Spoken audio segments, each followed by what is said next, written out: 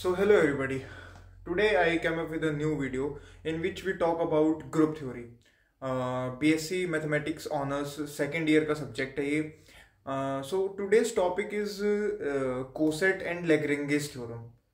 So coset is totally independent of all the topics in which you have read before in your previous chapters. Okay. So cosets मतलब अगर आपको कुछ भी नहीं आता ना, आप कोसेट सीख सकते हो बिल्कुल आसानी से.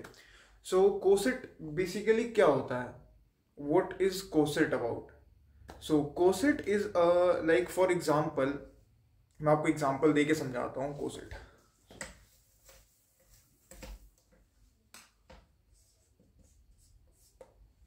सो कोई एक ग्रुप है G और कोई एक सब ग्रुप है H.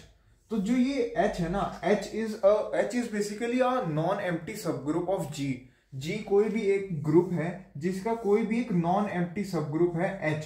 और एक एलिमेंट है, जैसे कि लाइक एक एलिमेंट है A जो कि बिलोंग करता है G में, A बिलोंग्स टू G. तो अगर हम लेफ्ट कोसेट की बात करें तो AH जो है वो लेफ्ट कोसेट हो जाएगा, इन विच हम इसको लिख कैसे सकते हैं कि AH in which H belongs to H. ये हमारा हो गया लेफ्ट कोसेट.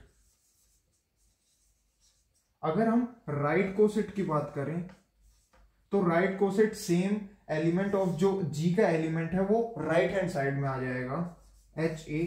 ये हमारा हो जाएगा right coset. So basically coset वही होता है कि आपके पास एक ग्रुप है, you have a group G and you have सब ग्रुप H. सो आपको बेसिकली करना है क्या है कि आपको हर एक एलिमेंट A का G का उठाना है और H के साथ मल्टीप्लाई कर देना. अगर आप आगे की तरफ करेंगे तो वो लेफ्ट कोसेट हो जाएगा, अगर आप पीछे की तरफ मल्टीप्लाई करेंगे तो वो राइट कोसेट हो जाएगा. बस यही है, coset is all about that. अगर मैं कोई एग्जाम्पल लेके आपको समझाता हूं, जैसे कि अगर मैं एग्जाम्पल लेता हूं S3 का. S3 में एलिमेंट्स होते हैं 1 1 2 1 3 2 3 1 2 3 1 3 2. सो ये जो है ये S3 है. अगर जैसे कि ये कोई G है, G S3 है, और अगर आपको कह दिया जाए कि H आपके पास जो है वो H जो है वो आपके पास 1 2 और 1 3 है. H जो है आपके पास 1 2, ये इसका एक सब ग्रुप है. जो H है वो G का एक सब ग्रुप है.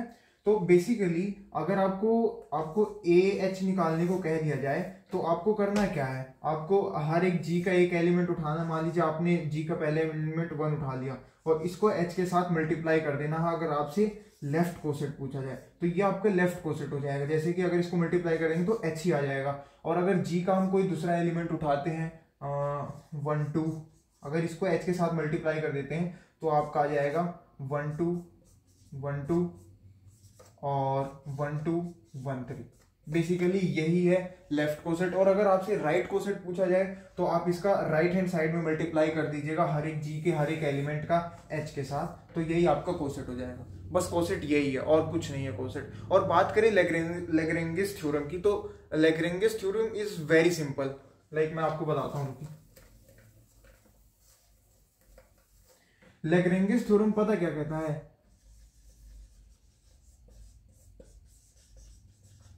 लैग्रेंजेस थ्योरम ये कहता है कि जो G है, like G is a group और H इज अ सब ग्रुप ऑफ G. लेकिन H ना नॉन एम्प्टी सब ग्रुप है, मतलब उसमें कुछ एलिमेंट होना चाहिए H में. तो H is a non empty सब ग्रुप ऑफ G. तो लैग्रेंजेस थ्योरम यही कहता है कि order of G is divided by order of H. That's all about Lagrange's theorem. कि जो H का जो भी ऑर्डर होगा वो G के ऑर्डर को डिवाइड करेगा. उसको हम डिनोट ऐसे कर देते हैं कि G बाय H. शायद ये इसको मोड कहते हैं तो मोड लगा देते हैं. बस यही लैग्रेंजेस थ्योरम यही है. इसका प्रूफ तो मैं आपको नेक्स्ट वीडियो में बताऊंगा, बट लैग्रेंजेस थ्योरम यही कहता है कि जो भी ग्रुप होता है उसके और जो उसका सब ग्रुप होता है नॉन एम्प्टी सब ग्रुप H, वो उसके ऑर्डर को डिवाइड करता है. तो यही बेसिकली ऑर्डर है. सो बस यही, that's so simple about coset and Lagrange's theorem.